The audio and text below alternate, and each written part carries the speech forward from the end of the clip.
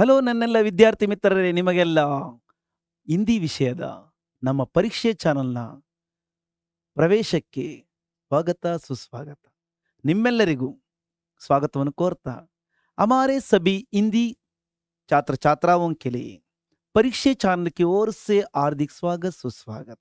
आज हम हिंदी विषय के अंतर्गत व्याकरण और भाषा ज्ञान संबंधी एक विचार के बारे में आज सबके सामने बताने का है.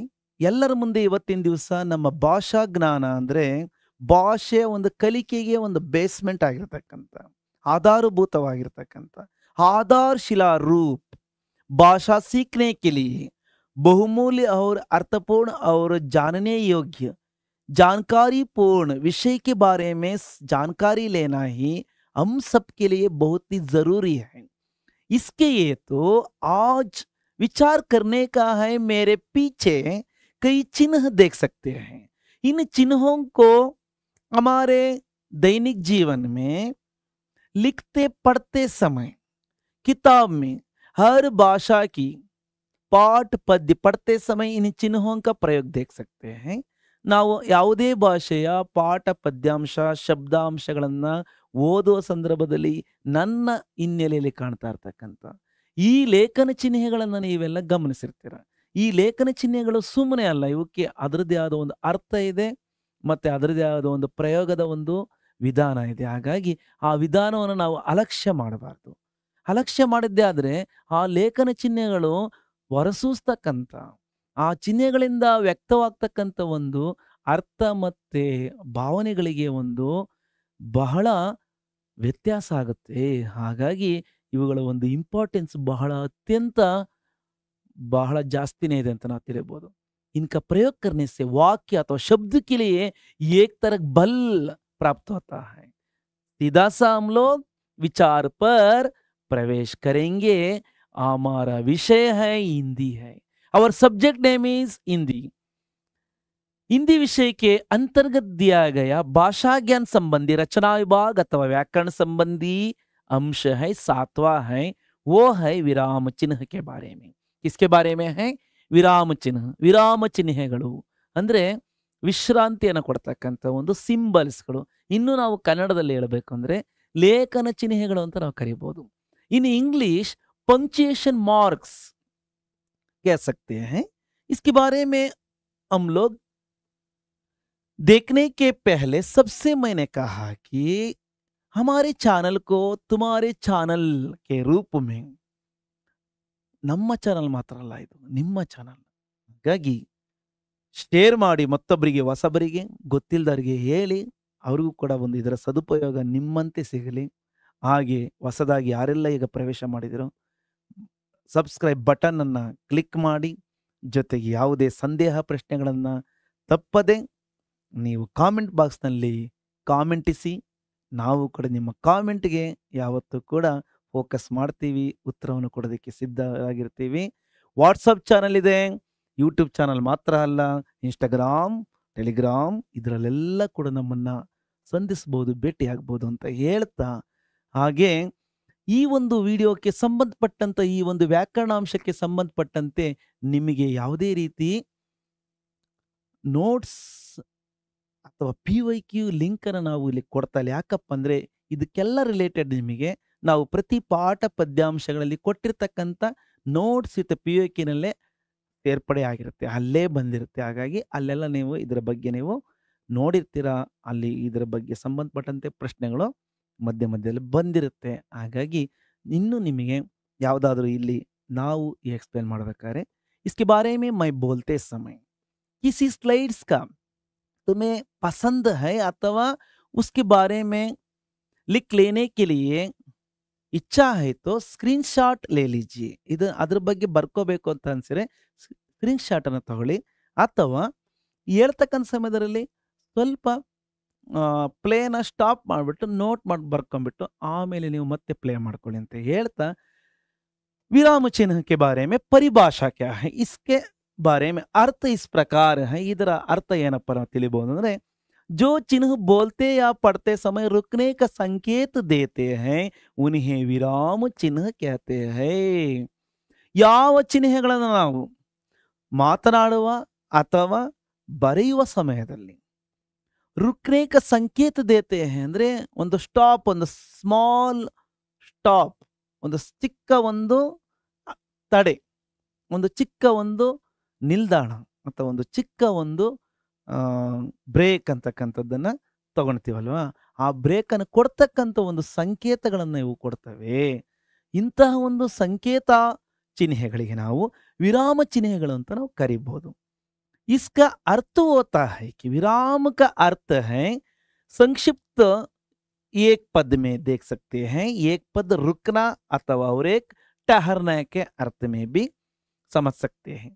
ನಾವು ರುಕ್ನ ಅಥವಾ ಟೆಹರ್ನ ಅನ್ನುವ ಒಂದು ಈ ಎರಡು ಪದಗಳ ಮೂಲಕ ಒಂದೇ ಮೂರು ಅಕ್ಷರಗಳ ಒಂದು ಪದದಲ್ಲಿ ನಾವು ತಿಳಿಯಬಹುದು. ರುಕ್ನ ಅಂದ್ರೆ ನಿಲ್ಲುವುದು, ಟಹರ್ನ ಅಥವಾ ತಡೆಯುವುದು, ನಿಲ್ಲುವುದು, ಸ್ಟಾಪ್ ಅಂತ ನಾವು ತಿಳಿಯಬಹುದು. ಸ್ವಲ್ಪ ನಿಲ್ಲಿಸಿ ಮುಂದೆ ಸಾಕ್ತಕ್ಕಂಥ ಹೇಳ್ತಕ್ಕಂಥ ಪದ ಪ್ರಯೋಗಕ್ಕೆ, ಹೇಳುವ ಅಥವಾ ಓದುವ ಪದ ಪ್ರಯೋಗದ ಒಂದು ಸಂದರ್ಭದಲ್ಲಿ ಈ ಚಿಹ್ನೆಗಳನ್ನು ನಾವು ಬಳಸ್ತೀವಿ ಅಂತ ಹೇಳ್ತಾ ನಾವು ಹಾಗೆ ನೋಡುವ ಹಿಂದಿ ಮೇ ಪ್ರಯುಕ್ತ ವಿರಾಮ ಚಿಹ್ನೆ ನಿಮ್ನಲಿಖಿತ ಹೇ, ಹಿಂದಿಯಲ್ಲಿ ಬಳಕೆ ಮಾಡಿರ್ತಕ್ಕಂಥ ವಿರಾಮ ಚಿಹ್ನೆಗಳು ಕೆಳಗೆ ಬರೆದಂತೆ ಈ ರೀತಿ ಇವೆ. ಹಿಂದಿ ಮೇ ಮೀನ್ಸ್ ಹಿಂದಿ ಭಾಷಾ ಮೇ, ಪ್ರಯುಕ್ತ ಮೀನ್ಸ್ ಉಪಯೋಗ್, ವಿರಾಮ ಚಿಹ್ನೆ ಮೀನ್ಸ್ ಪಂಕ್ಚುಯೇಷನ್ ಮಾರ್ಕ್ ಅಥವಾ ಲೇಖನ ಚಿಹ್ನೆಗಳು ನಿಮ್ನ ಮೀನ್ಸ್ ನೀಚೆ, ಲಿಖಿತ್ ಪ್ರಕಾರ ಜೈಸೆ ಇಸ್ ಪ್ರಕಾರ ಹೈ. ಫಸ್ಟ್ ಒನ್ ಇಸ್ ಅಲ್ಪ ವಿರಾಮ್. ಅಲ್ಪ ವಿರಾಮ ಅಂದ್ರೆ ಒಂದು ಸಣ್ಣ ವಿರಾಮ, ಒಂದು ಚಿಕ್ಕ ಒಂದು ಸಣ್ಣ ಒಂದು ಬ್ರೇಕ್, ಈ ತರ ನಾವು ಬರಿತೀವಿ ಅಂದ್ರೆ ಕಾಮ ಇನ್ ಇಂಗ್ಲಿಷ್. ಅವ್ರೇಕ್ ಅರ್ಧ ವಿರಾಮ, ಅರ್ಧ ವಿರಾಮ ಬ್ರಾಕೆಟ್ ಅಲ್ಲಿ ಯಾಕಪ್ಪ ಇಟ್ಟಿದೀವಿ ಅಂದ್ರೆ ನಿಮಗೆ ಫೋಕಸ್ ಆಗಿ ಕಾಣ್ಲಿ ಅಂತೇಳಿ ಒಂದು ಡಾಟ್, ಆ ಡಾಟ್ ಕೆಳಗಡೆ ಕಾಮ ಹಾಕ್ಬೇಕು, ಒಂದು ಚುಕ್ಕಿ ಫುಲ್ ಸ್ಟಾಪ್ ತರ ಇಟ್ಟು ಅದ್ರ ಕೆಳಗಡೆ ಈ ತರ ಕಾಮ ಹಾಕಿದ್ರೆ ಅರ್ಧ ವಿರಾಮ. ಇವುಗಳ ಅರ್ಥವನ್ನು ನಾವು ಆಮೇಲೆ ನೋಡ್ತಾ ಹೋಗೋಣ. ನೆಕ್ಸ್ಟ್ ಥರ್ಡ್ ಒನ್ ಪೂರ್ಣ ವಿರಾಮ ಮೀನ್ಸ್ ಫುಲ್ ಸ್ಟಾಪ್. ಪೂರ್ಣ ವಿರಾಮ ಪೂರ್ತಿ ಅಂದ್ರೆ ಜಾಸ್ತಿ, ಒಂದು ಸ್ವಲ್ಪ ಈ ಅಲ್ಪ ವಿರಾಮ ಮತ್ತೆ ಅರ್ಧ ವಿರಾಮಕ್ಕಿಂತ ಹೆಚ್ಚಿನ ಒಂದು ಸಮಯವನ್ನ, ಒಂದು ಸ್ವಲ್ಪ ಜಾಸ್ತಿ ಸಮಯನ ನಿಲ್ಲಿಸಿ ಮತ್ತೆ ನೆಕ್ಸ್ಟ್ ಸೆಂಟೆನ್ಸ್ ಅನ್ನ ಸ್ಟಾರ್ಟ್ ಮಾಡ್ತಕ್ಕಂಥ ಒಂದು ವಿಧಾನಕ್ಕೆ ಪೂರ್ಣ ವಿರಾಮ. ಹಿಂದಿ ಮೇ एक स्ट्राइट लाइन कड़ीपाई की तरह लिखेंगे. कन्नड़ और अंग्रेजी में सिर्फ एक डॉट. ಕನ್ನಡದ ಮತ್ತೆ ಇಂಗ್ಲಿಷ್ ನಲ್ಲಿ ನಾವು ಒಂದು ಚುಕ್ಕೆ ಇಡ್ತೀವಿ ಸೆಂಟೆನ್ಸ್ ಕಂಪ್ಲೀಟ್ ಆದ್ಮೇಲೆ. ಹಿಂದಿನಲ್ಲಿ ಸ್ಟ್ರೈಟ್ ಲೈನ್ ಅನ್ನು ಹಾಕ್ತೀವಿ.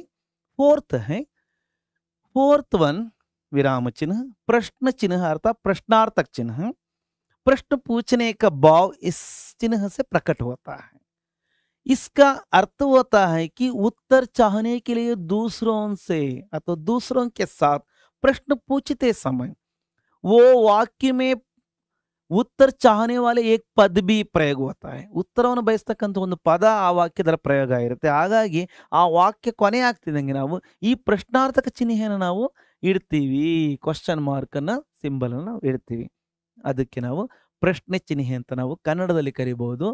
इंग्लिश ನಲ್ಲಿ ಕ್ವಶನ್ ಮಾರ್ಕ್. ಇನ್ನು ಹಿಂದಿ ಮೇ ಬಿ ಕನ್ನಡ ಶಬ್ದಕ್ಕೆ ಬರಾಬರ್ है ಈಕ್ವಲ್ ಪ್ರಶ್ನೆ ಚಿಹ್ನೆ ಅಂತ ನಾವು ಕರಿಬಹುದು. ಪಾಂಚವಾಯಿ ಭಾವಸೂಚಕ, ಭಾವವನ್ನ ಸೂಚಿಸ್ತಕ್ಕಂಥ फीलिंग्स, इनसाइड फीलिंग को बाहर प्रकट करने के समय पर विस्मयादि अथवा विस्मय के रूप में, आश्चर्यचकित के रूप में देखते समय अथवा बोलते समय जिन शब्दों का प्रयोग करेंगे उन पदों के साथ प्रयुक्त होने वाले चिन्हों का अथवा प्रयुक्त करने की एक चिन्ह को इस तरह लिख सकते हैं.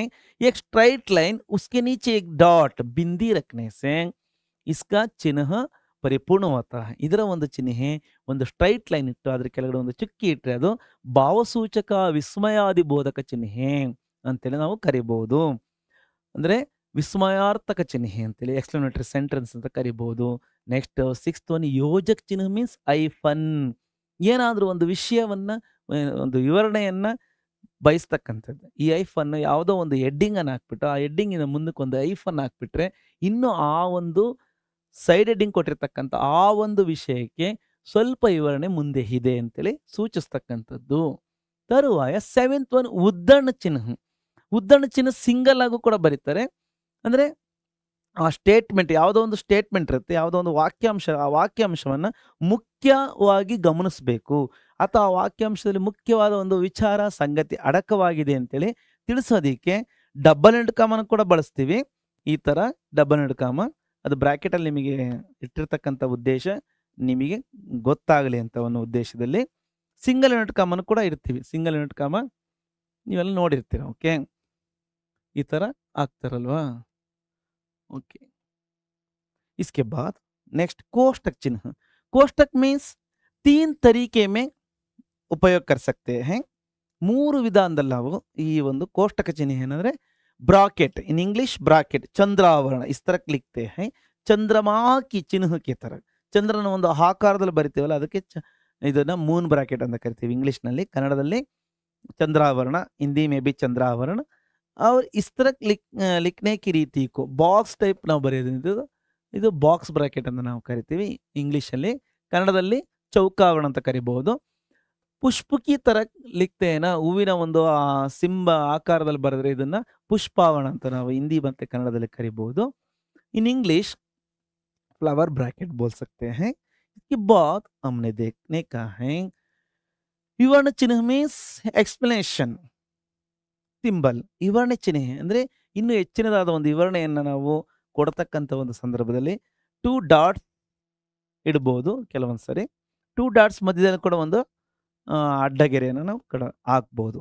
ಇದು ನಮಗೆ ಗೊತ್ತಾಗ್ತಕ್ಕಂಥ 9 ಲೇಖನ ಚಿಹ್ನೆಗಳ ಒಂದು ಪಟ್ಟಿಯನ್ನು ನಾವು ಗಮನಿಸಿದ್ವಿ. ಆ ಚಿಹ್ನೆಗಳನ್ನು ಕೂಡ ನಾವು ಗಮನಿಸ್ತಾ ಬಂದಿದ್ದೀವಿ. ಈಗ ನಾವು ಒಂದೊಂದೇ ಚಿಹ್ನೆಗಳ ಒಂದು ಸಂಕ್ಷಿಪ್ತ ವಿಚಾರವನ್ನು ನಾವು ತಿಳಿತಾ ಹೋಗೋಣ. ಓಕೆ, एक एक चिन्ह के बारे में, संक्षिप्त विचार के बारे में भी इस समय पढ़ने के साथ साथ अथवा देखने के साथ साथ आगे जाना. देखिए, पहला है अल्प विराम. अल्प विराम ಬಗ್ಗೆ ನಾವೇನು ತಿಳಿಬಹುದು? ಕಾಮ ಆಗ್ತೀವಲ್ವಾ, ಕೆಲವೊಂದು ಒಂದೊಂದು ಪದಗಳಾಗ್ತಿದಂಗೆ ಕಾಮ ಆಗ್ತೀವಲ್ವಾ, ಈ ತರ ಕಾಮ ಆಗ್ತಾ ಇರ್ತೀವಿ. ಓಕೆ, ಒಂದೊಂದು ಪದ ಆಯ್ತು ಅಂತೇಳಿ ಕಾಮ ಆಗ್ತೀವಲ್ವಾ. इसका अर्थ है थोड़ी देर के लिए रुकना या ठहरना, ಸ್ವಲ್ಪ ಸಮಯಕ್ಕೋಸ್ಕರ ನಿಲ್ತಕ್ಕಂಥದ್ದು ಅಥವಾ ತಡೆ ಆಗ್ತಕ್ಕಂಥದ್ದು ಅಂತ ನಾವು ತಿಳಿಬಹುದು. ಜೈಸೆ ಸತೀಶ್, ವಿವೇಕ್ ಅವರು ಸತೀಶ್ ಆದ್ಮೇಲೆ ಸ್ವಲ್ಪ ನಿಲ್ಲಿಸಿ ಇನ್ನೊಬ್ರು ಇದ್ದಾರೆ ಅಂತೇಳಿ सतीश, विवेक और निहित अथवा विहित खेलने के बाद घर चले गए. इसमें येलो कलर में सबको दर्शाया गया है. कामा इस तरह यूज करेंगे वाक्य में.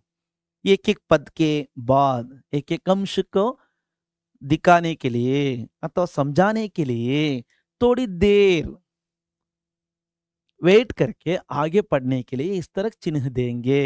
इसके बाद दूसरा है अर्धविराम मीन्स, इसका प्रयोग ऊपर एक डॉट, उसके नीचे कामा लिखेंगे. ಮೇಲ್ಗಡೆ ಒಂದು ಚುಕ್ಕಿ ಅದರ ಕೆಳಗಡೆ ಕಾಮ ಹಾಕ್ಬಿಟ್ರೆ ಅದನ್ನ ನಾವು अर्धविराम ಅಂತ ಕರಿಬಹುದು. ओके, इसके बारे में अर्थ एक वाक्य में इस प्रकार दिया गया है, सभी समझे. जहां अल्प विराम से अधिक और अल्प ವಿರಾಮಕ್ಕಿಂತ ಹೆಚ್ಚು, ಏನು ಅಲ್ಪ ವಿರಾಮ ಕಾಮ ಇದೆಯಲ್ವಾ ಅದಕ್ಕಿಂತ ಹೆಚ್ಚು, ಜೊತೆಗೆ पूर्ण विराम से कम रुकना हो.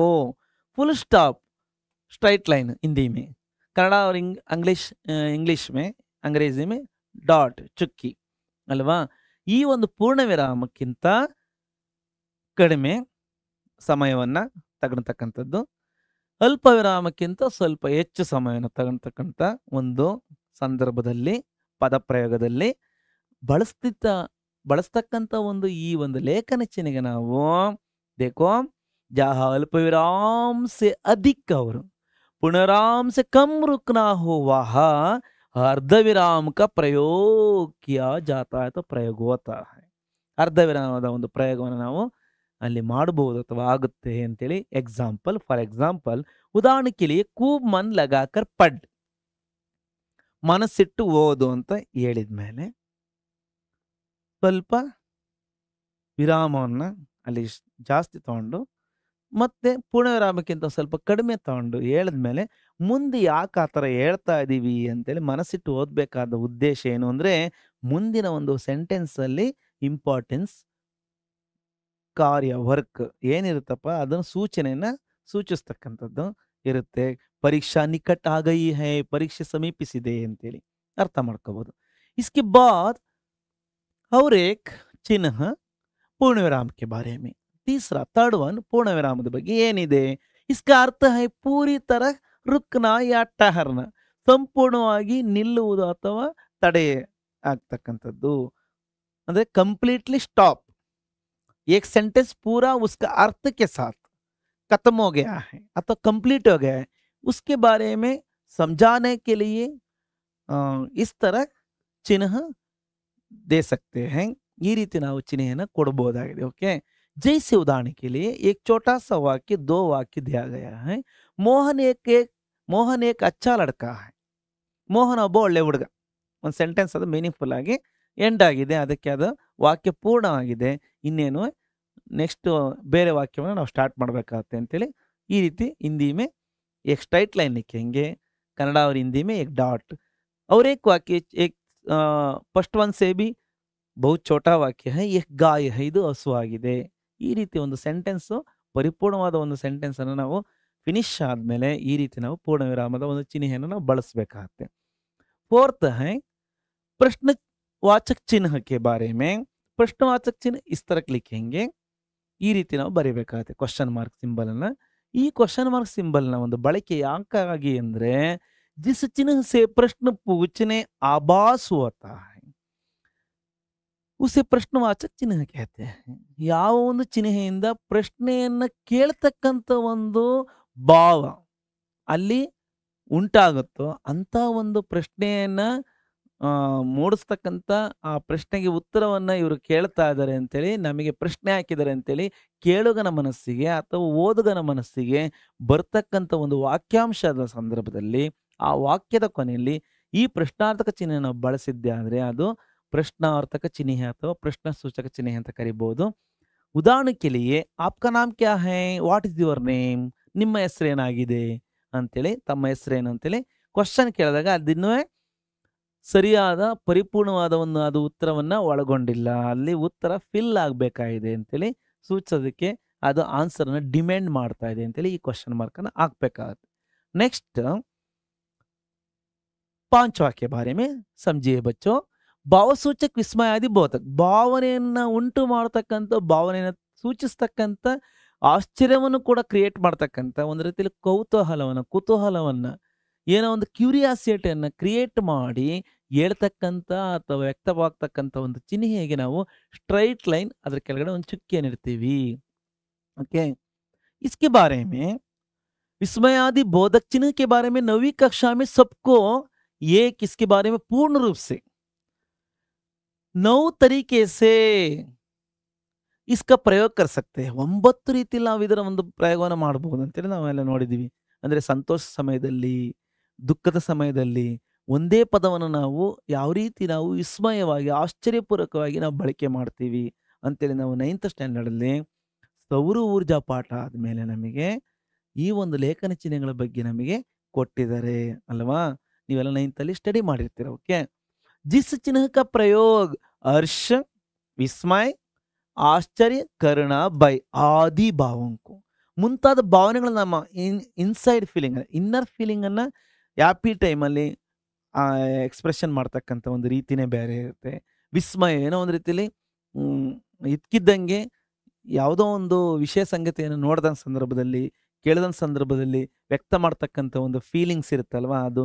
ಮತ್ತೆ ಆಶ್ಚರ್ಯವನ್ನು ಉಂಟು ಮಾಡ್ತಕ್ಕಂಥ ಕರುಣೆ, ಒಂದು ಸಿಂಪತಿಯನ್ನು ತೋರಿಸ್ಬೇಕಾದ್ರೆ, ಒಂದು ಫಿಯರ್ ಟೈಮಲ್ಲಿ ಈ ರೀತಿ ನಾನಾ ಭಾವಗಳನ್ನು ವ್ಯಕ್ತ ಮಾಡ್ತಕ್ಕಂಥ ಒಂದು ಸಂದರ್ಭದಲ್ಲಿ ಬಳಕೆ ಮಾಡ್ತೀವಲ್ವಾ, ಅಂತ ಒಂದು ಚಿಹ್ನೆಗೆ ನಾವು ವಿಸ್ಮಯಾದಿ ಬೋಧಕ ಚಿಹ್ನೆಗಳು ಅಂತ ನಾವು ಕರಿಬಹುದು. ಫಾರ್ ಎಕ್ಸಾಂಪಲ್, ವಾವ್ इस तरह खुशी के साथ, भय के साथ. अच्छा, एक प्रोत्साहन के रूप में, एनकरेज रूप में, अच्छा बहुत बढ़िया है ಅಂತೇಳಿ ಒಂದು ರೀತಿಯಲ್ಲಿ ಎನ್ಕರೇಜ್ ಕೊಡತಕ್ಕಂಥ ಒಂದು ರೂಪದಲ್ಲಿ ಕೂಡ ಒಂದು ಆಶ್ಚರ್ಯ, ಒಳ್ಳೆ ಕೆಲಸ ಮಾಡಿದೆ, ಬೇಷ್, ವಾರೆ ವಾ, ಬೇಷ್, ಬಾಪ್ರೆ ಬಾಪ್, ಶಾಬಾಷ್, ಇಸ್ ತರ ಬೋಲ್ತೆ ನಾ. ದೇಖೋ, ಹಾಯ್, ಪೇಯ್ನು ಕೂಡ ವ್ಯಕ್ತಪಡಿಸೋದಕ್ಕೆ ಹಾಯ್ ನೋಡಿ ಹೇಳೋ ಒಂದು ಸ್ಟೈಲಲ್ಲೇ ಹೇಳೋ ಒಂದು ಭಾವನೆಯಲ್ಲಿ ಕೂಡ ಎಕ್ಸ್ಪ್ರೆಷನ್ ಚೇಂಜ್ ಆಗುತ್ತೆ ಗೊತ್ತಾ. ಈ ಥರ ನಾವು ಬಳಕೆಯನ್ನು ಮಾಡಿದಾಗ ಇದು ಈ ಲೇಖನ ಚಿಹ್ನೆಯ ಬಗ್ಗೆ ನೀವು ಅರ್ಥೈಸ್ಕೊಳ್ತಕ್ಕಂಥದ್ದು 9th ಅಲ್ಲಿ ನಿಮಗೆ ಹೇಳಿರ್ತಾರೆ. ಈ ಲೇಖನ ಚಿಹ್ನೆಗಳು ಇಡೀ ವಾಕ್ಯಕ್ಕೆ ರಿಲೇಟೆಡ್ ಆಗಿರಲ್ಲ. ಯಾವ ಲೇಖನ ಚಿಹ್ನೆ ಈ 5th ಒನ್ ಮಾತ್ರ ನಾನು ಹೇಳ್ತಾ ಇರೋದು. ಓಕೆ, 5th ಒನ್ आश्चर्य सूचक चिन्ह ಏನಿದೆಯೋ एक सिंबल सिर्फ संबंधित शब्द के साथ प्रयोग होता है जिससे मात्र संबंध रहता है, पूरे वाक्य के दूसरे शब्दों के साथ संबंध नहीं रहता. ಇನ್ನು ಆ ವಾಕ್ಯದಲ್ಲಿ ಬಳಕೆ ಆಗಿರ್ತಕ್ಕಂಥ ಯಾವುದೇ ಬೇರೆ ಶಬ್ದಗಳ ಜೊತೆಲಿ ಅದು ರಿಲೇಟೆಡ್ ಆಗಿರಲ್ಲ. ಕೇವಲ ಯಾವ ಪದದ ಜೊತೆಲಿ ಅದು ಯೂಸ್ ಆಗಿರುತ್ತಾ ಆ ಶಬ್ದಕ್ಕೆ ಮಾತ್ರ ಅದು ಅಷ್ಟಕ್ಕೆ ಮಾತ್ರ ಲಿಂಕ್ ಆಗಿರುತ್ತೆ. ಶಾಬಾಸ್ ಜೊತೆಲಿ, ಹಾಯ್ ಹಾಯ್ ಜೊತೆಲಿ, ರೇ, ಬಾಪ್ರೇ ಈ ಥರ ಬಳಸ್ತೀವಲ್ವಾ. ಶಾಬಾಷ್, ವಾವ್, ವಾರೆ ವಾ ಈ ಥರ ನಾವು ಬಳಸ್ತೀವಲ್ವಾ. ಹೇ, ಹರೇ, ಓಹೋ ಇಸ್ ತರ ಬೋಲ್ತೆ ನಾ, ಅಹೋ, ಅಜೀ ಈ ಥರ ನಾವು ಹೇಳ್ತೀವಲ್ವಾ. ಆ ಪದದ ಜೊತೆಲಿ ಮಾತ್ರ ಇದು ಸಿಂಕ್ ಆಗಿರುತ್ತೆ ಅಂತ ನಾವು ತಿಳ್ಕೊಂಡು ನಾವು ಮುಂದೆ ಹೋಗ್ತಾ ಇದ್ರೆ 6th ಒನ್ ಯೋಜಕ ಚಿಹ್ನ ಮೀನ್ಸ್ ಐಫನ್. ಐಫನ್ ಅರ್ಥ ಯಾವ ಒಂದು ಪರಿಕಲ್ಪನೆ ನಾವು ಇದನ್ನು ಬಳಸಬೇಕಾಗತ್ತೆ. ಜಿಸ್ ಚಿಹ್ನ ಸೆ ದೋ ಯಾ ದೋ ಸೆ ಅಧಿಕ್ ಶಬ್ದೋं को जोड़ा जाता है. 2 ಅಥವಾ 2ಕ್ಕಿಂತ ಹೆಚ್ಚಿನ ಶಬ್ದಗಳನ್ನು ಜೋಡಿಸಲಾಗುತ್ತದೆ. ಅಂದ್ರೆ 2 ಅಥವಾ 2ಕ್ಕಿಂತ ಹೆಚ್ಚಿನ ಶಬ್ದಗಳನ್ನು ನಾವು ಜಾಯಿನ್ ಮಾಡಿ ಜೋಡಿ ಶಬ್ದಗಳಾಗಿ ನಾವು ಬಳಸಬೇಕಾದ್ರೆ ಇದನ್ನ ಈ ಯೋಜಕ ಚಿಹ್ನೆಯನ್ನ ಐಫನ್ ಅನ್ನು ಬಳಸ್ತೀವಿ. ಫಾರ್ ಎಕ್ಸಾಂಪಲ್ ಫಲ್ ಫೂಲ್ ಅಂದ್ರೆ ಒಂದು ಮತ್ತೊಂದು ಜೊತೆಲಿ ಲಿಂಕ್ ಅಪ್ ಇರುತ್ತೆ ಅಂತ, ಒಂದ್ರ ಜೊತೆಲಿ ಅದು ಕೂಡ ಜೊತೆಲಿ ಬಂದ್ಬಿಡುತ್ತೆ ಅಂತೇಳಿ ನಾವು ಬಳಸ್ತೀವಿ. ದಿನ್ ರಾತ್ ಈ ರೀತಿ ಬಳಸ್ಬೇಕಾದ್ರೆ ಜೋಡಿ ನುಡಿಗಳನ್ನು ಬಳಸ್ಬೇಕಾದ್ರೆ ನಾವು ಆ 2 ಪದಗಳ ನಡುವೆ ಈ ರೀತಿ ಬಳಸಬೇಕಾಗತ್ತೆ. ನೆಕ್ಸ್ಟ್ ಒನ್ ತರುವಾಯ ನಾವು ನೋಡೋದಾದ್ರೆ 7ವಾं ಉದ್ದಣ ಚಿಹ್ನ means inverted comma. Single inverted comma ಕೂಡ ಇರುತ್ತೆ, ಡಬಲ್ ಇನ್ವರ್ಟೆಡ್ ಕಾಮ ಇರುತ್ತೆ.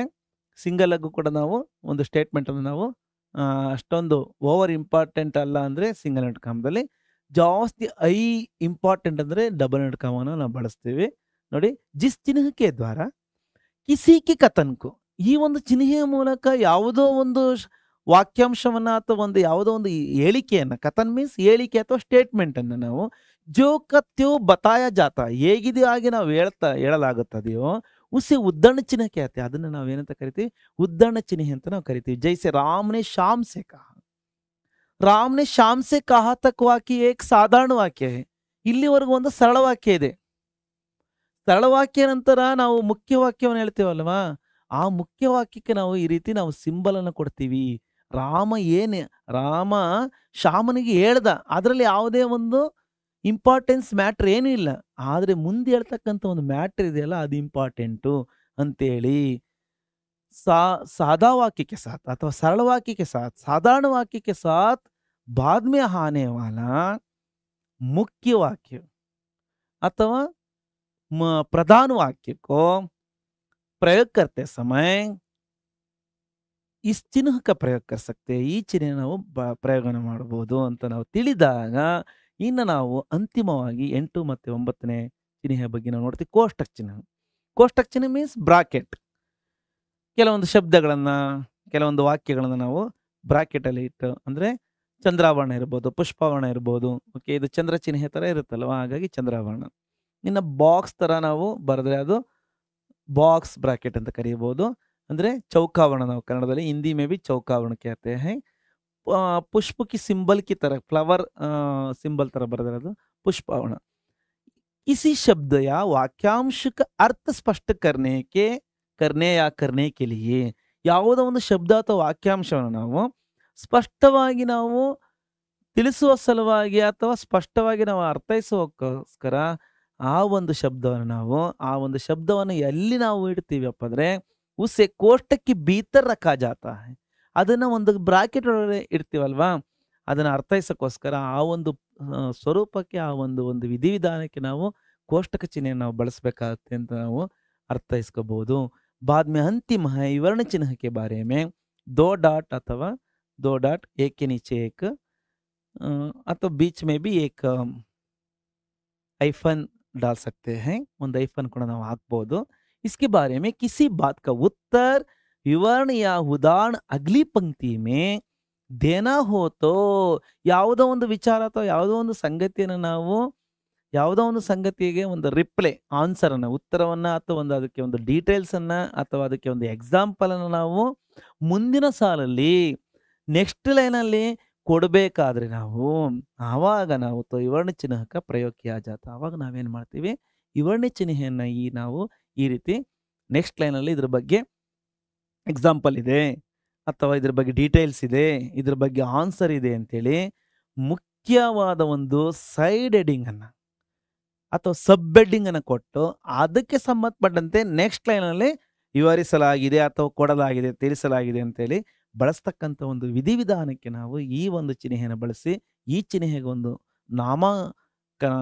ನಾಮಾಂಕಿತವನ್ನು ಮಾಡಿದ್ದೀವಿ, ಹೆಸರನ್ನು ಕೊಟ್ಟಿದ್ದೀವಿ ವಿವರಣೆ ಚಿಹ್ನೆ ಅಂತೇಳಿ. Okay explanatory. इसके बारे में उदाहरण भी है, संज्ञा के भेद ಅಂತ ನಾಮಪದದ ವಿಧ ಅಂತ ನಾವು ಒಂದು ಹೆಡ್ಡಿಂಗ್ ಹಾಕ್ತೀವಿ. ಇದ್ರ ಬಗ್ಗೆ ನಾವು ನೆಕ್ಸ್ಟ್ ಲೈನಲ್ಲಿ ಈ ಥರ ನಾಮಪದದ ವಿಧಗಳನ್ನು ನಾವು ಈ ರೀತಿ ಬರೆದು ಸೂಚಿಸ್ತಕ್ಕಂಥಕ್ಕೆ ಬರಿತಕ್ಕಂಥ ಒಂದು ಮುಂಚೆ 2 ಡಾಟನ್ನು ಮತ್ತು ಒಂದು ಐಫನನ್ನು ಕೊಟ್ಟು ಆಮೇಲೆ ಇದರ ಬಗ್ಗೆ ಹೆಚ್ಚಿನ ವಿವರಣೆ ಮುಂದೆ ಇದೆ, ಮುಂದೆ ಕಾಣಿಸಲಾಗಿದೆ ಅಂತೇಳಿ ಈ ರೀತಿ ಒಂದು ಎಕ್ಸಾಂಪಲ್ ನಾವು ಕಾಣಬಹುದು.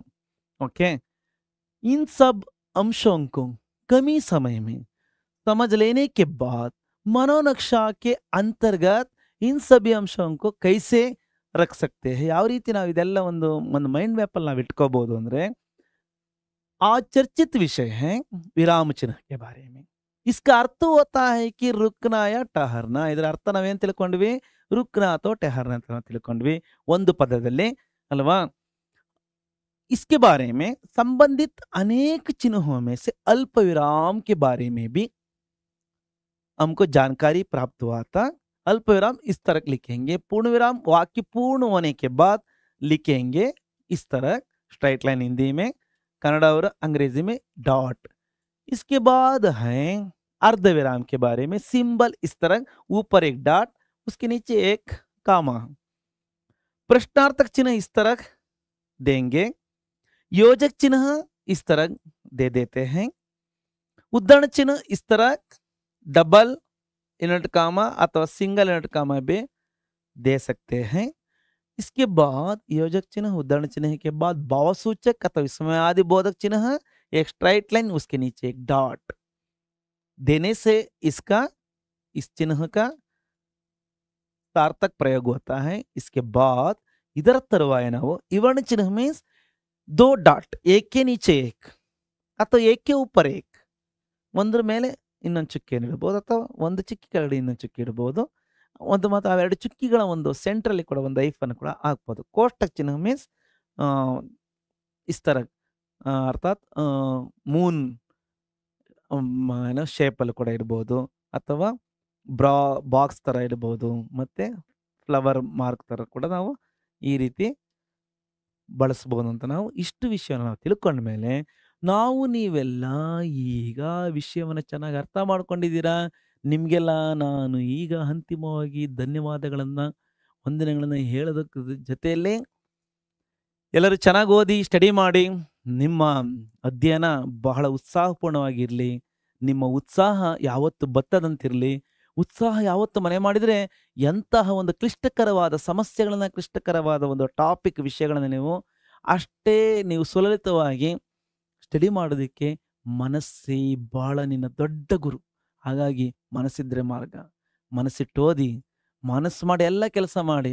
ಮನಸ್ಸು ಒಂದು ರೀತಿಯಲ್ಲಿ ನೀವು ಒಂದು ಸ್ವಲ್ಪ ನೀವು ವೀಕ್ನೆಸ್ ಮಾಡ್ಕೊಂಡಿದ್ರೆ ಅಂದರೆ ಸುಲಭವಾದ ಕೆಲಸನೂ ಕೂಡ ಖಂಡಿತ ಮಾಡೋಕ್ಕಾಗಲ್ಲ. ಹಾಗಾಗಿ ಮನಸ್ಸಿಟ್ಟು ಹೋದ್ರಿ, ಚೆನ್ನಾಗಿ ಒಳ್ಳೇದಾಗಲಿ ಅಂತ ಹೇಳ್ತಾ ಮುಂದಿನ ಮತ್ತೊಂದು ವಿಡಿಯೋದಲ್ಲಿ ನಾನು ನಿಮ್ಮ ಮುಂದೆ ಮತ್ತೊಂದು ವ್ಯಾಕರಣಾಂಶ ಜೊತೆಯಲ್ಲಿ ನಿಮ್ಮ ಮುಂದೆ ಪ್ರತ್ಯಕ್ಷ ಆಗ್ತೀನಿ ಮಕ್ಕಳೇ.